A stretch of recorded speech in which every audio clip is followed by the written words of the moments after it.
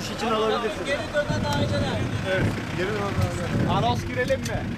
Yavaşlasın. Kontrol sağlamak köyüzlerden temizlendikten sonra bölgede bulunan şehir siviller de evlerine geri dönmeye.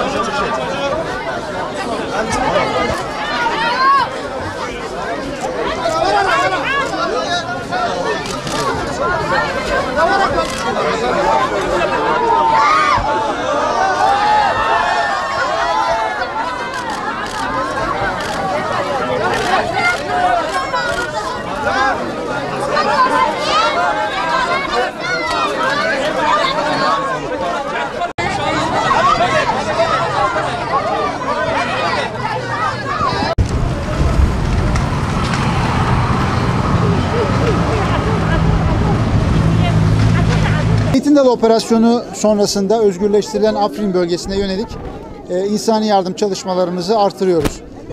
Bölgedeyiz. Bölgenin bütün köylerini, şehir merkezlerini arkadaşlarımız teker teker hane hane dolaşıyorlar. İhtiyaç tespitlerimizi tamamlamak üzereyiz. İlk etapta acil ihtiyaç olan bu çatışmalardan ve terör örgütünün baskılarından kaynaklanan nedenlerle acil ihtiyaç olan gıda temelli, su, sanitasyon ve sağlık hizmetleri temelli yardımlar şu anda bölgeye ulaştırılıyor. Bu anlamda Kızılay'ın, diğer sivil toplum kuruluşlarının, İHA gibi, Beşir Derneği gibi, Hayrat gibi, Deniz Feneri Derneği gibi, Yeryüzü Doktorları Derneği gibi, Diyanet Vakfı gibi kuruluşlarımızın AFAD koordinasyonunda bölgeye bir seferberlik başlattığını söyleyebilirim. Türkiye Sivil Toplum Kuruluşları bu anlamda bu bölgeye Türkiye'nin cömertliğini, yardımlarını taşımak için çabalıyorlar. Mobil mutfaklarımız burada. İnsanlara sıcak yemek sunuyoruz. Ekmek fırınlarımız çalışıyor. Mobil ekmek fırınlarımız çalışıyor.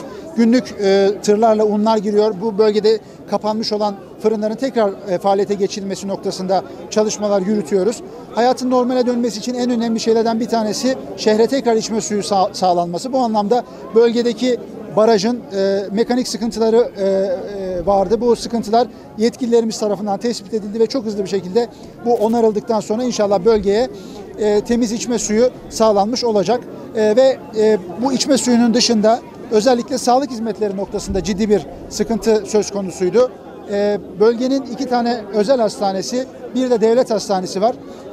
Özel hastaneler şu anda çalışılabilir durumda. Onlara da güvence sağlanmış durumda. Devlet hastanesinin tekrar çalışabilmesi için bölgenin el yapımı bombalar ve tuzaklardan temizlenmesi gerekiyor ki sivil halkın sokaklarda rahat ve güvenli bir şekilde dolaşabilmesi için. Bu anlamda da güvenlik güçlerimiz çok yoğun bir çaba sarf ediyorlar.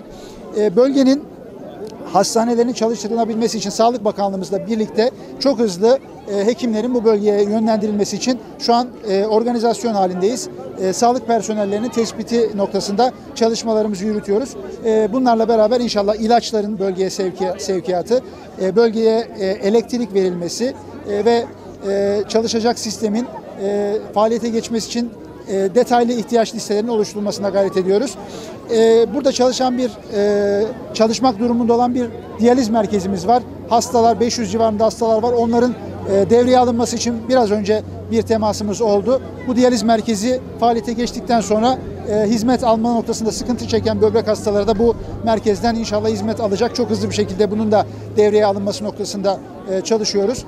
Bölgede okullar dolaşıldı. Okulların bir kısmı maalesef terör örgütü tarafından üs olarak kullanılıyordu. Bu anlamda okulların temizlenmesi, EYP'lerden temizlenmesi, yıkılan bölgelerin yapılması ve tekrar eski müfredatıyla, Suriye'nin kendi müfredatıyla bu eğitimin devam etmesi için de hızlı bir şekilde destek olacağız.